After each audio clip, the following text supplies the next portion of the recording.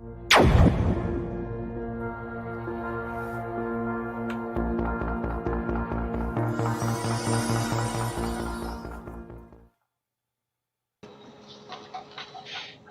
from the Asian Productivity Organization Secretariat. Welcome to all viewers to this APO Productivity Talks, which is a series of discussion on the topics related to productivity. We are broadcasting this talk live from Tokyo. So today we will discuss the nexus between productivity enhancement and Sustainable Development Goals, or SDGs. SDGs, also known as the Global Goals, is a set of international development goals comprising of 17 goals and 169 targets to eradicate poverty and realize a sustainable world. So productivity promotion or productivity enhancement is a key issue for sustainable development and global environmental issues. SDGs may not be achieved without increasing productivity or vice versa. Productivity gains have been vital to economic development as they mean that more is being accomplished with less. So conventional productivity gains are achieved by raising labor productivity or through technological adoption or upgrades, which need to be carried out in appropriate and sustainable way. So here lies the nexus between productivity and SDGs. So to discuss about these interesting nexus, we are joined today also from Tokyo by Professor Izumi Ohno. Good afternoon, Professor Izumi. Thank you. Nice to see you. Yeah, thank you very much, Sony. It is my great Glad honor to have and you here pleasure. today with us. Once again, I would like to say glad to have you here today with us in this talk. Just a little bit of introduction about Professor Izumi. She is a professor at the National Graduate Institute for Policy Studies, or GRIP, in Japan. She has just recently completed her role as a director of Research Institute at JICA, Japan International Cooperation Agencies. She also held positions, among others, such as a director at Japan Bank of International Cooperation, director at Overseas Economic Cooperation Fund of Japan, public sector management specialist, and economist, both at the World Bank. So before Professor Izumi will start her sharing, I would like to inform to all viewers that today's session will be interactive. I'm inviting viewers to leave comments and questions in the live chat below. Now, I would like to give the time and floor to Professor Izumi to start her sharing and presentation. Okay, thank you very much, Sony. So let me start. Can I see my screen? Could you go to the next? Okay, this is the outline of my presentation. First, I will touch upon the role of business in achieving SDG. Second, I will discuss opportunities and challenges for developing countries, which could include capturing diversifying FDI as opportunities. At the same time, challenges, including two types of requirement, economic and social upgrading for the developing countries to satisfy. Third, country experiences upgrading apparel global value chain can be reviewed from some countries in Asia and Africa. And then I try to draw some implication. So next, please. Okay. I hope everybody knows SDG, Sustainable Development Goal. SDG is a global goal agreed in 2015 at the United Nations by all the leaders to commit to the achieving 17 particular goals for achieving sustainable, inclusive, and resilient world. The target is 20-30 years. One of the big difference between the SDG from MDG is as follows. SDG commit all the country, not only developing country for poverty reduction, but also everybody, developed and emerging economies, to work together. And also it brings business into the scene. So the private sector plays a very important role in this regard. For example, providing important financing for filling a gap to achieve this ambitious goal. At the same time, business itself has a huge potential to contribute to the SDG self-achievement, including job creation in developing countries. And also through working for innovation drive to achieve various goals, it's a major business opportunities. And I really feel particularly even with post-COVID world, the private sector's role become so important toward building back better. Next, please. This report is made by the consortium of the business leader, global business leaders, the Business and Sustainable Development Commission in 2017. Although this was prepared before the COVID, it has a very important, I think, implication. The report says sustainable business model could open economic opportunities worth up to 12 trillion and also increase employment generation by up to 380 million jobs by 2013. And then more than half of the value, which I show in a graph in a hotspot, like for critical sector, like food and agriculture, cities, energy, materials, health and well-being. These are only example, but it really create the business opportunities, including in developing countries. To that end, it is very important to really have a new social contract between business, government, and the society. Next, please. This figure shows how the business activities could have a direct and also indirect impact on SDG achievement through whole kind of process of supply chain, negatively and also, of course, positively. The final product the company produce itself has a very, very important, like mobility or health, environmental, product, etc. At the same time, through all the value chain, the supply chain has a lot important implication in contributing to SDG, whether how you can work with workers in SDG 8, how you deal with like water and also treatment, waste treatment, and also I think gender issue is very important, and also sustainable consumption is very important, and partnership is very important for working everybody together. And also industrial development innovation itself is an important goal for SDG. Next, please. So in that way, business has such an important role to play. What is maybe impact of the COVID on the SDG?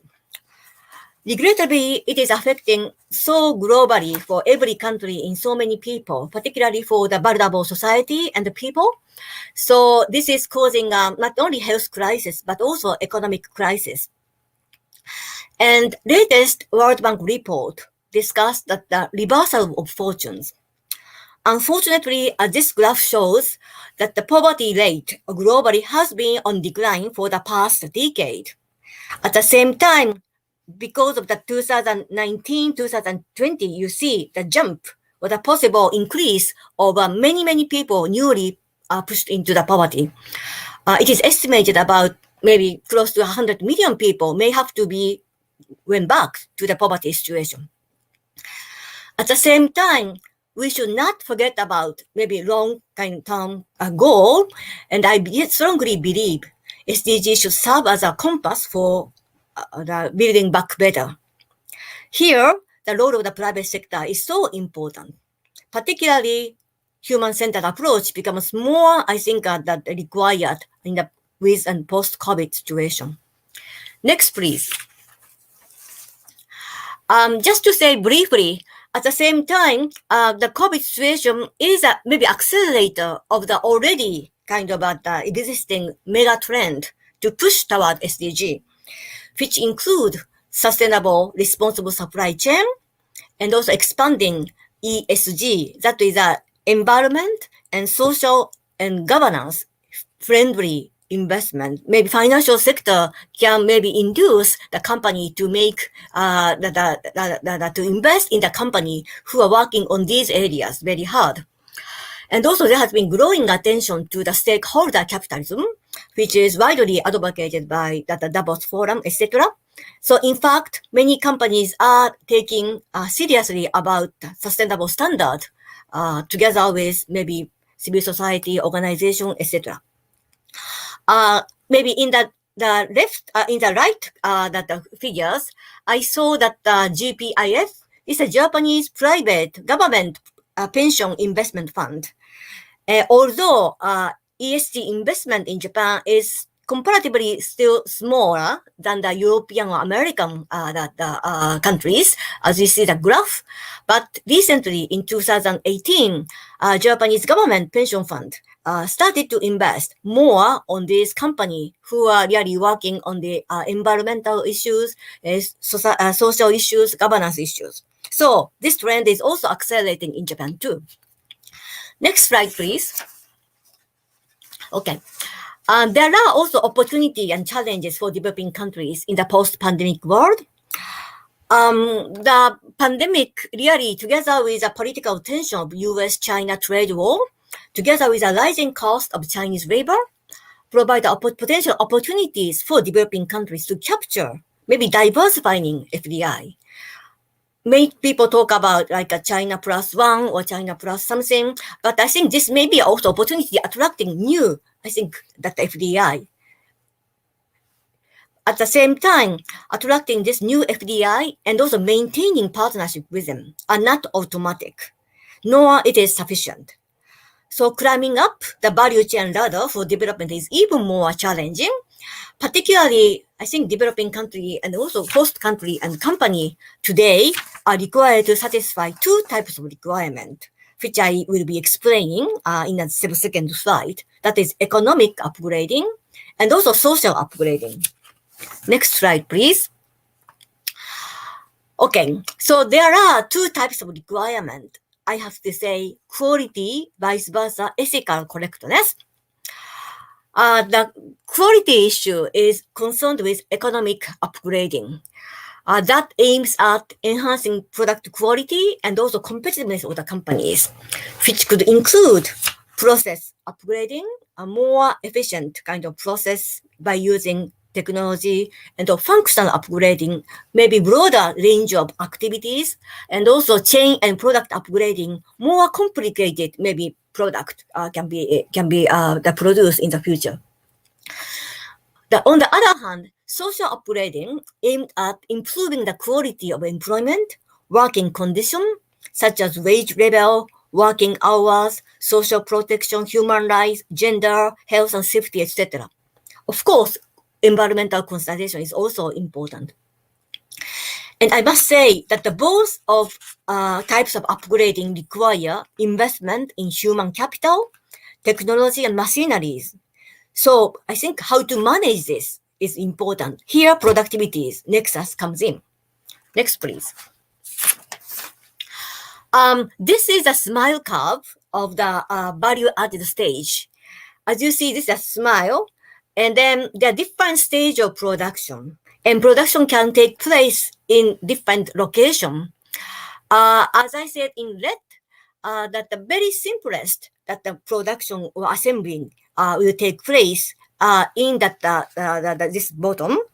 But for example, in the case of garment, apparel industries, very simple cutting and sewing can take place. And then many companies or many buyers look for that the producer countries with relatively that the country with a relatively that low labor cost and with some business environment. But to climb up the value chain with, for example, in the right side with a market, a client issues, and also the left side up is that the research and design with much more knowledge intensive work, which require much more effort and also which require much more value added. And also you need to maybe improve, upgrade your product, not only t-shirts, but also, for example, jacket or some ladies kind of that nice dress, etc. So I think value chain have to be upgraded in various ways. For example, smartphone is produced by Samsung and which is assembled in Vietnam or China or India, but highest value is created in R&D or design or maybe marketing, branding. That will take place not in South Korea or other developed countries, and also parts and components production is taking place there, but maybe simple assembling is does not produce so much value added. So how we can climb up those value is a very important thing. Next, please. Okay, this is what I explained in the terms of the global value chain in apparel sector, like just production to the maybe the purchasing materials or designing, branding, step by step, those value chain climbing up is important. Next steps, please. So I would like to go more in detail a little bit about the country experiences of upgrading apparel global value chain. Why do I focus on the apparel sectors? This is partly because these sectors are very much globalized, and also the sector employs many people, workers, particularly in developing countries, which contribute to the job creation, especially female workers. Buyers or FDI go there basically to look for the low labor cost advantages or favorable trade agreement, duty-free import to their countries or near to their consumer market. And for many developing countries, this apparel industry is the first entry point into the GVC, but there are risks of leading into the race of bottom or stacking at the bottom unless the host countries and also the companies have to make an enormous effort in upgrading socially and also economically. Particularly social upgrading by now as an ethical requirement or environmental things, human rights observation is becoming increasingly a precondition for entering into European or American market. And of course, Japanese really care a lot on the quality. So economic upgrading is really prerequisite. So for both types of upgrading, I think productivity is very important. Next, please. Next slide, please. Okay. These are countries which I would like to maybe quickly overview. Sri Lanka is a small country, but they have been successful in satisfying the both two types of requirement. So now they can design and also do have some branding to some extent by local private sector companies. And then Bangladesh and Vietnam are major exporter of apparel, the products, and then they are really working a lot with many donors to improve their economic and social upgrading. And Myanmar and Ethiopia are the relatively recent kind of entrants in these sectors. And then I would like to share some of the very interesting story about them. So go to the next slide. So Sri Lanka is a country which has a maybe social tradition, but from late 70s, the country liberalized economy and created that export promoting processing zone to receive FDI. And then Sri Lanka has a very good maybe quality of the people and English speaking and education and the very strict labor code. So the foreign best practice are really merged into the Sri Lanka as a good kind of the human resource basis. And then the country specializes in high-end, very niche downstream garment, including ladies' underwear.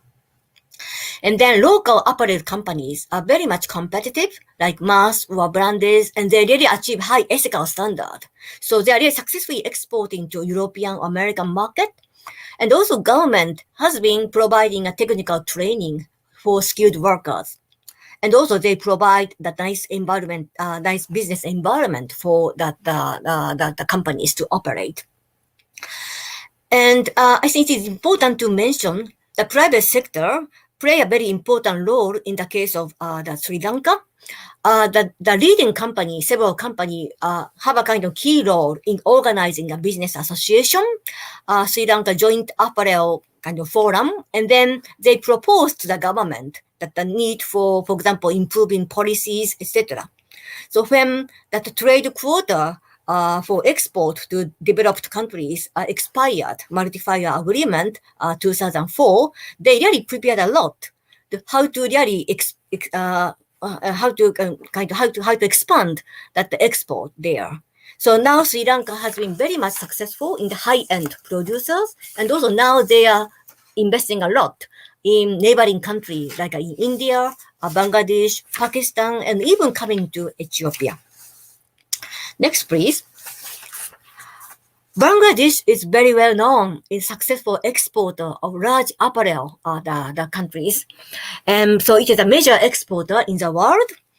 At the same time, you may remember the very tragic incident of the Rana Plaza collapse, which took place in 2013.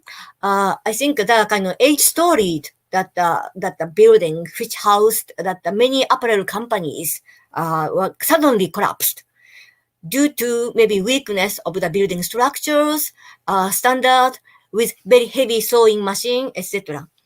And more than 1,000 people, mainly female workers, that was died, and many people were injured. But those that the apparel, the many brand company are really the asking them to produce as an OEM. So it was a big shock for them too.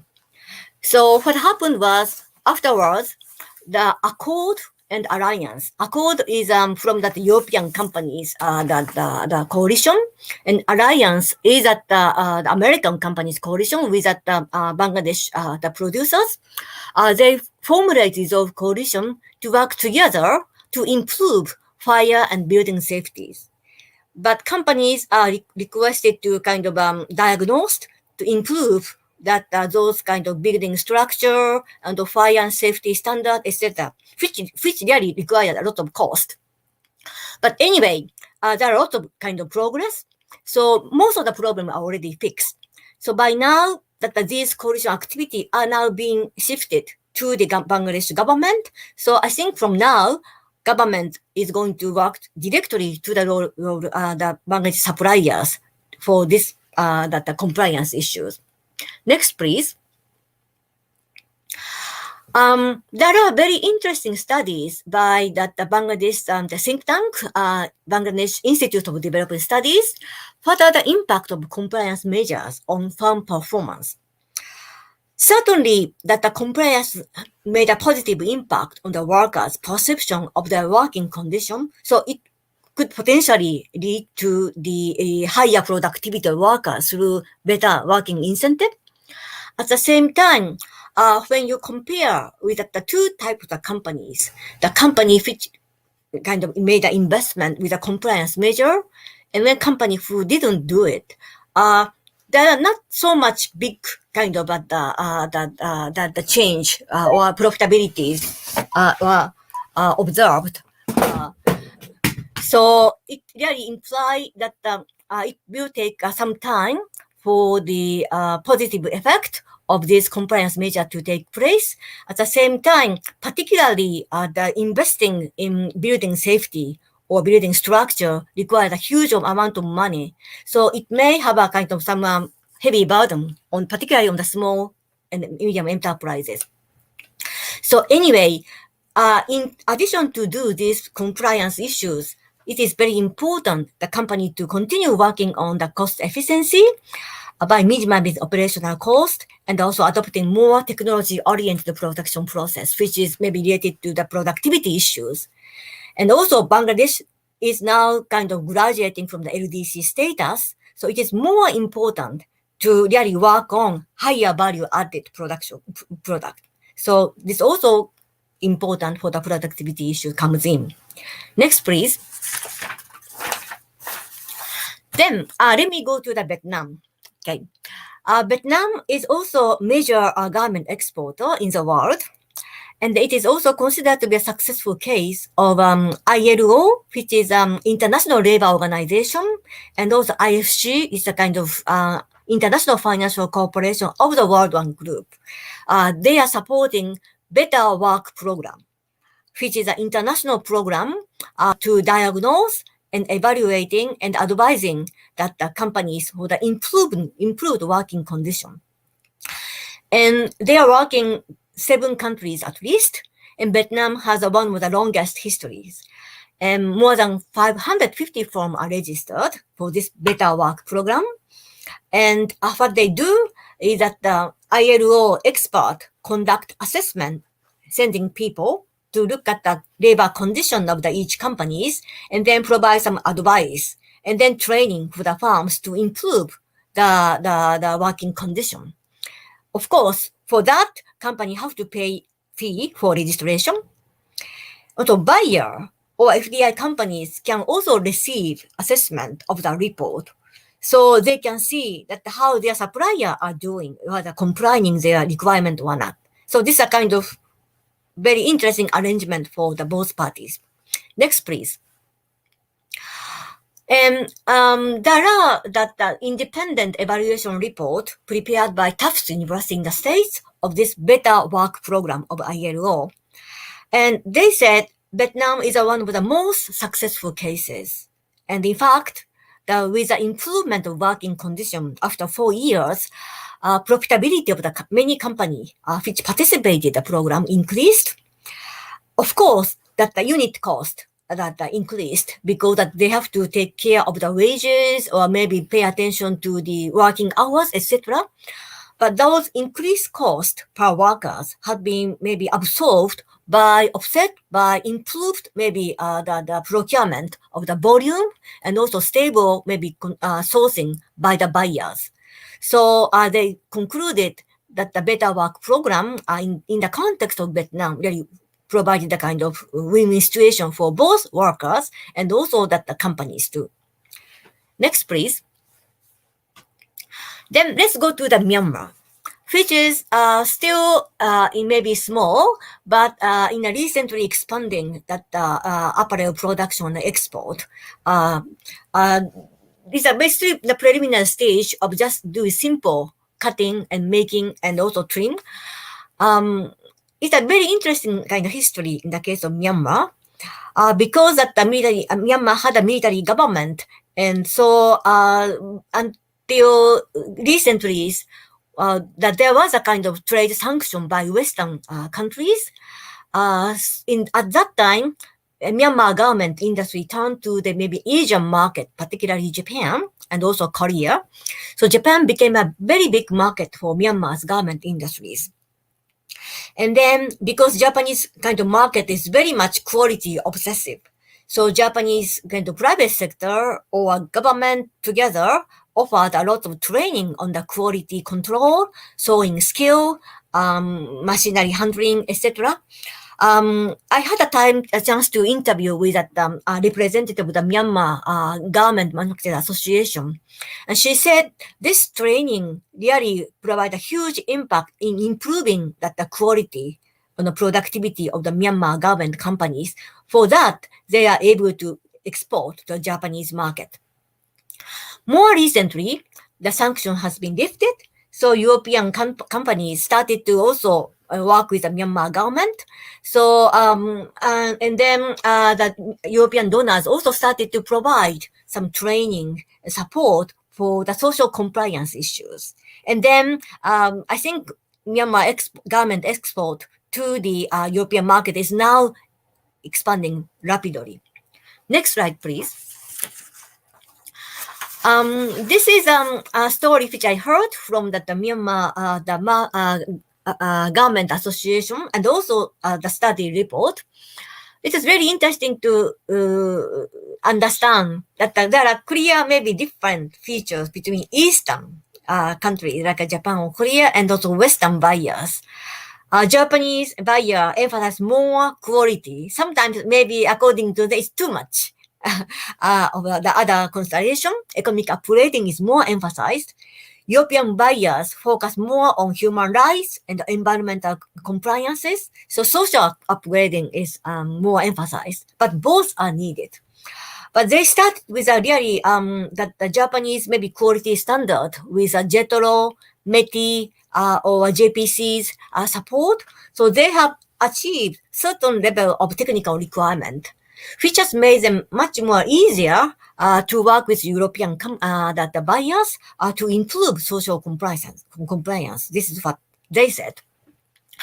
At the same time, as I explained in the smile curve, to really climb up with a much more variety of the function or going up to the much more complicated product production, continued effort is needed for skill, technical know-how, productivity, workers' incentives, those kind of stuff.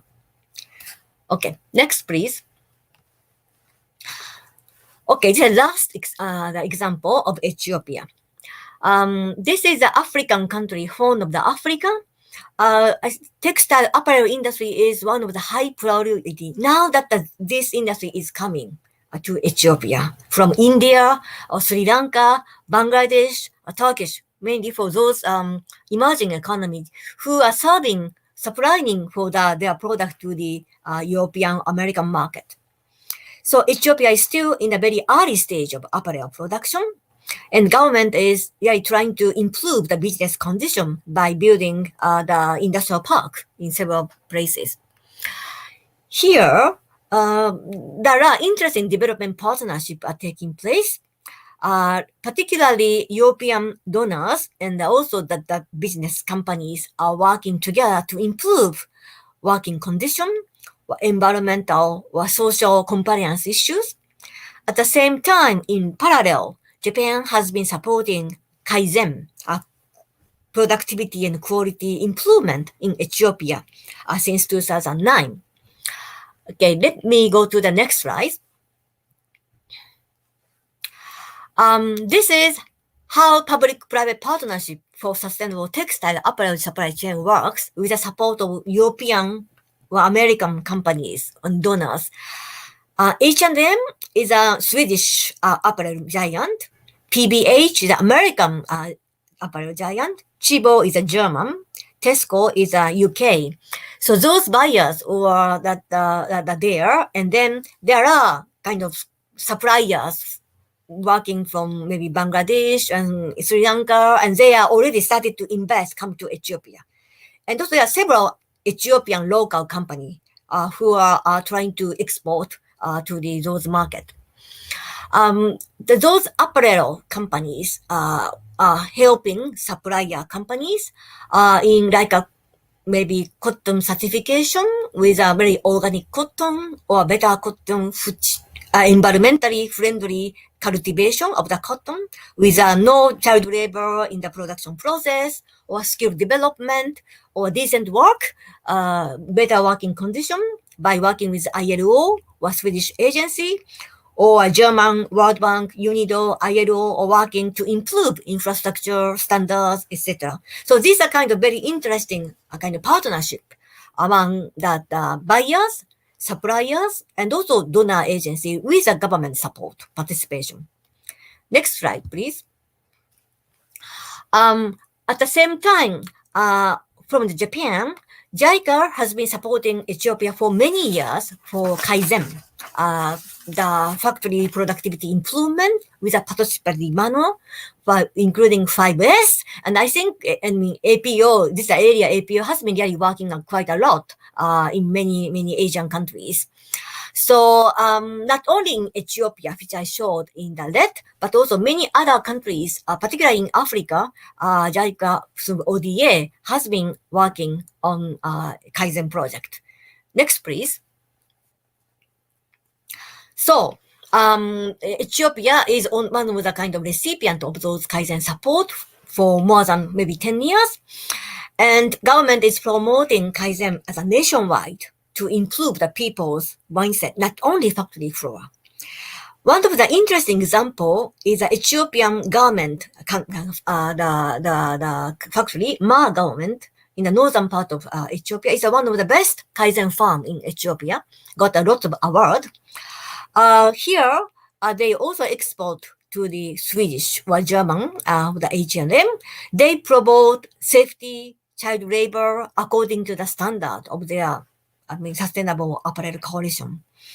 And then JICA has been supporting Kaizen to including those Ma government. And recently, this is followed by more private kind of oriented partnership by the Japanese government, Japan Productivity Center, and also Japanese Itochu, the major trading companies have that interest, and then started to support of the quality productivity improvement. And then same unit in Ma government is in charge of both social and economic, maybe upgrading task. So this may be an interesting example. Maybe those aspects have to go hand in hand. Next slide. Okay, so that lastly, let me just show that this table, which shows that how Japanese companies, business companies, see that the major management problem in Asia, in Sri Lanka, Bangladesh, Vietnam, and Myanmar. And as you see that like a wage hike or quality control or quality of the employees, those are the kind of, I think, one of the major, I think, issues facing the Japanese companies.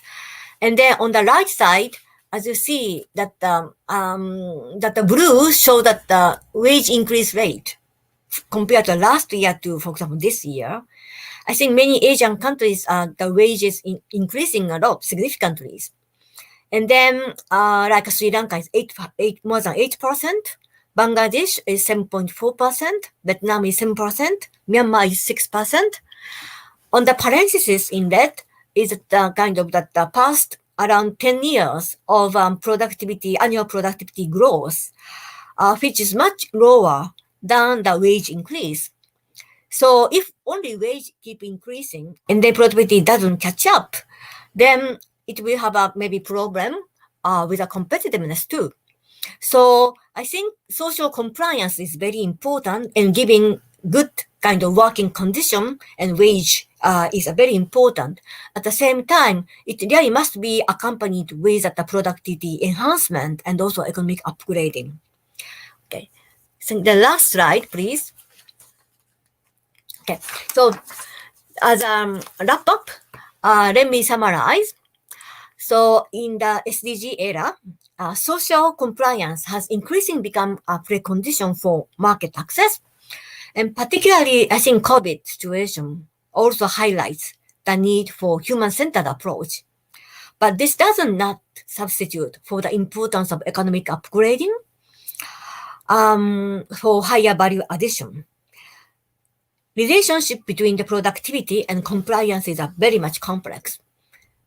So on the one hand, there are high potential, the improved working conditions like wages, working hours, social benefit will incentivize the workers, leading to higher labor productivity in the long run, but this may not be automatic. I think firm and also host government have to support the companies to keep upgrading their products and also process. So this really requires investment in human capital, technology, and machineries. And as I showed in the Bangladesh case, so some compliance measure, particularly which require physical investment, is incur significant cost, so which may affect, at least in the short term, financial capabilities. So relatively speaking, another issue is that the Western market tend to emphasize social compliance and standard, while Japanese or maybe Eastern market pay greater attention to the quality, cost, delivery, QCD. But both are really important for the local company to really enter and also keep upgrading their products and processes. Therefore, I think comprehensive approach is needed for the companies and also the government. So they have to try to maybe combine those that two aspects in a comprehensive way. Maybe total quality management is needed. And I feel like Kaizen can be a good entry point because this is not only in the factory floor, the technical issue, but also maybe engage the workers and working together. Also, it can cover safety issues, environmental, energy saving issues too. So I hope that this comprehensive approach can be taken, and then that the host government and also companies and also maybe international community, including donors, should work together for that objective to really bring sustainable development, including in the apparel industry. Thank you very much. So thank you so much, Professor Izumi, for the valuable sharing. I particularly really enjoyed it. So I'm particularly having interest in this, some of the case studies that you have shared. Let me just, while waiting the question from the viewers, let me just try to little bit having this focus on the context of Bangladeshi textile or apparel industry. So you mentioned that compliance to standard affects negatively the output of small firms, right? It's one of the studies that you cited there. So will this mean that only big firms need the compliance standard, at least in the context of Bangladesh? So how is it your view about this? Okay. Thank you very much. Very good question. I don't think so because I think because this compliance is becoming so important for the whatever the companies to have access, market access, particularly to the European or American market, or even in Japanese. So in order to really that the produce that the value added product, I think that the small company also have to work for this.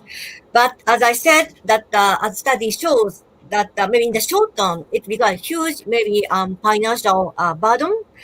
I think maybe this is a responsibility by the buyers, and also maybe in the government should maybe support in some way, some financial support or loan, whatever, so that they can take advantage of improving their maybe the physical the structures or those kind of environment. So I think now that Bangladesh government is now kind of I think the Accord and Alliance is now kind of shifting to the hand of the Bangladesh government. And then I hope this is a very good opportunity to engage, including that the beneficiary for that SME too. Thank you. I'm trying to picking up one of the questions that we have from the live viewers from Mahlok. I think the question is about what is the appropriate approach to link wages to productivity to maintain competitiveness, especially in the case of SMEs. If you would like to share your view on this, it will be really appreciated. Okay, thank you very much. Link wages to okay. I think yeah, the I think companies have to make a kind of management decisions. I think, of course, there may be a lot of maybe request from the workers for the wage issues, and then but I think company have to invest at the same time in productivity improvement, and then together with productivity improvement and also the profit, that's the profit have to be shared with the wages.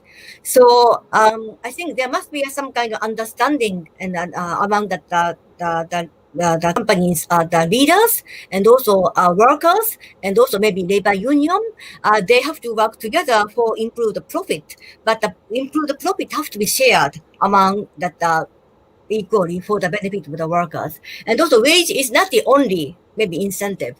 How that they can create very communicable the communication, and also very nice advice for the working situation. So teamwork. So there are many other maybe issues that I think working environment can be improved. So allow me to stay on this topic about wage. So and allow me also to relate that with the case study you shared in Vietnam. I'm particularly referring to the Better Work program in Vietnam, right? It was mentioned in the presentation that the program helps workers and firms to coordinate on a high pay, high productivity condition, right?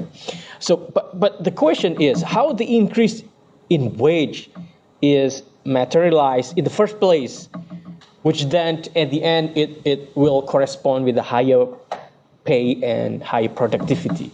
I see. Yeah. Could you please share your view about that? Thank you. Okay. Yeah.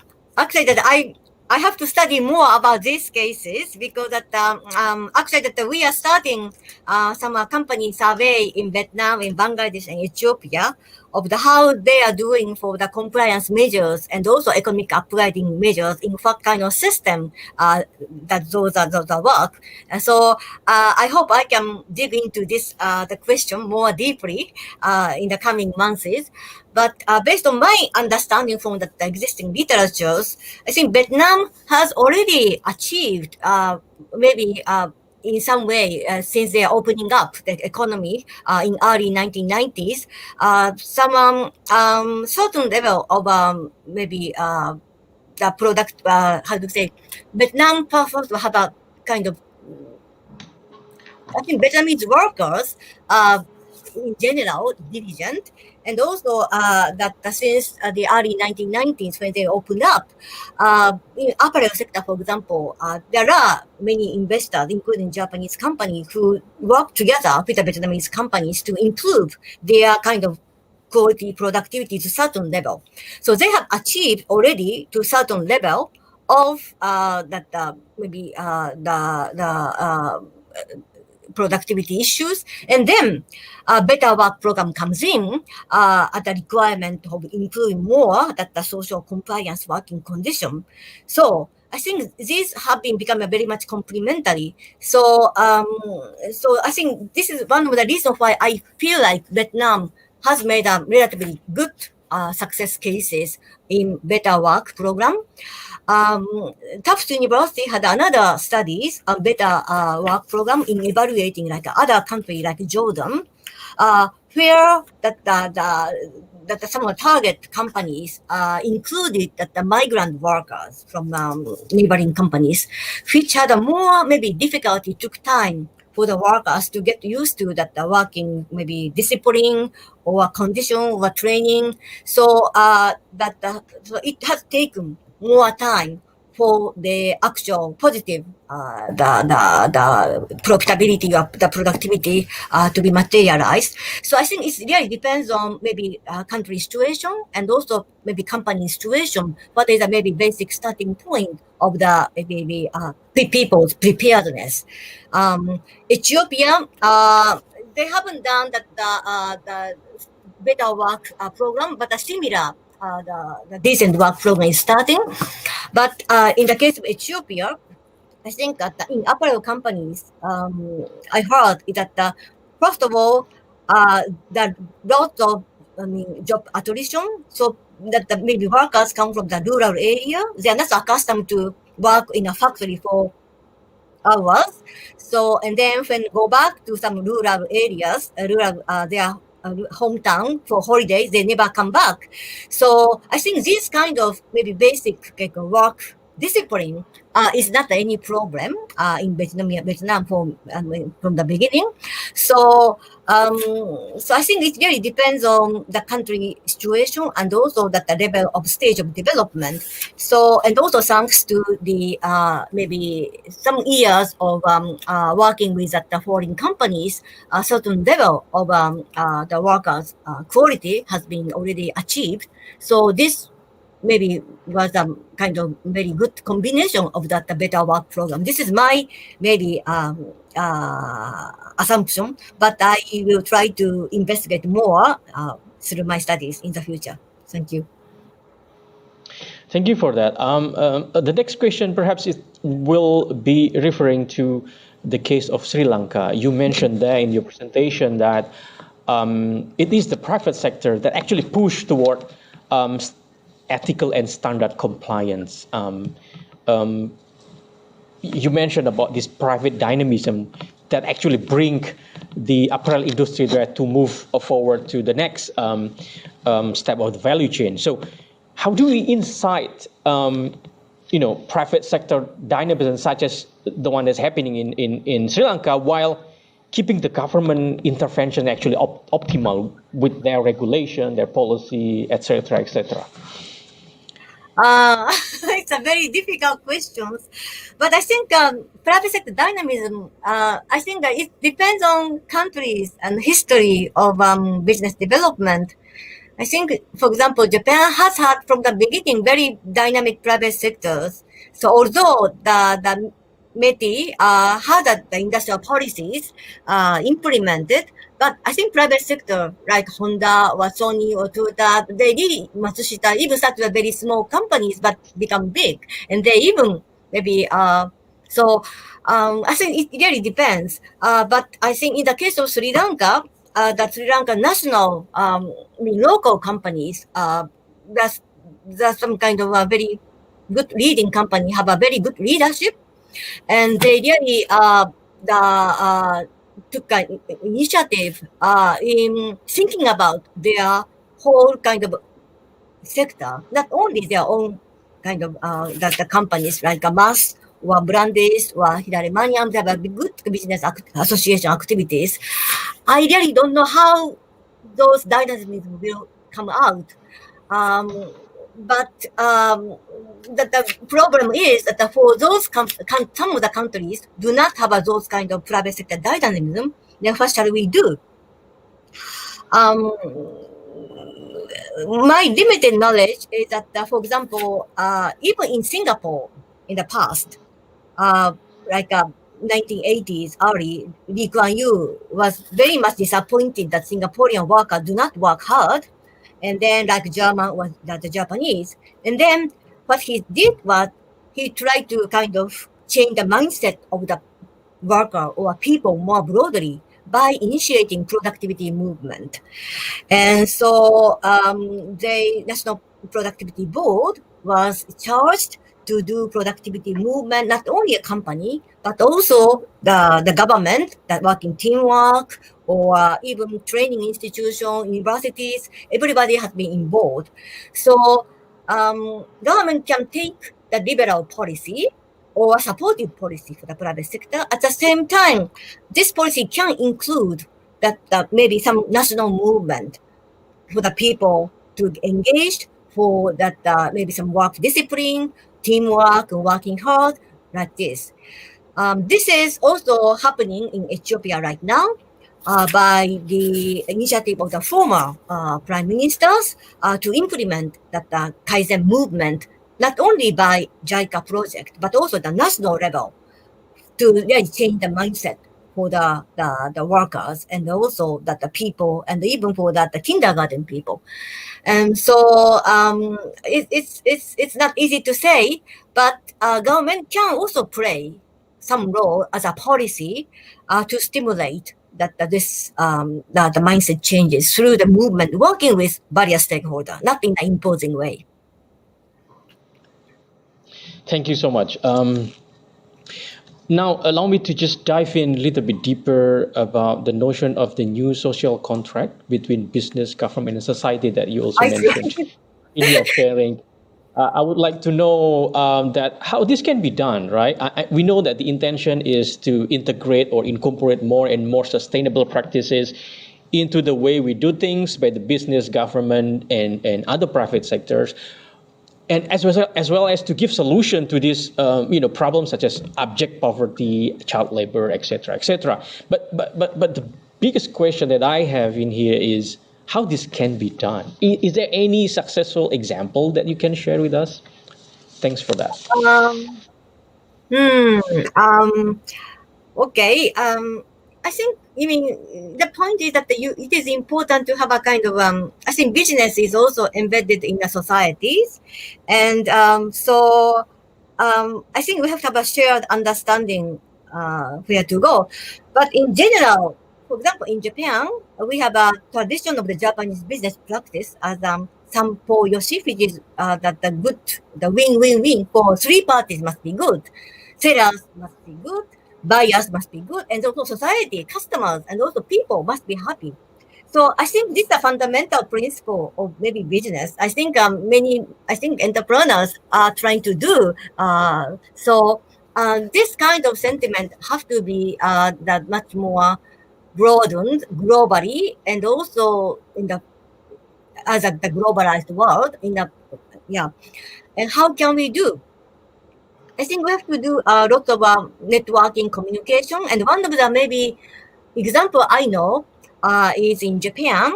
There are in western part of Japan, it is called the Kansai area.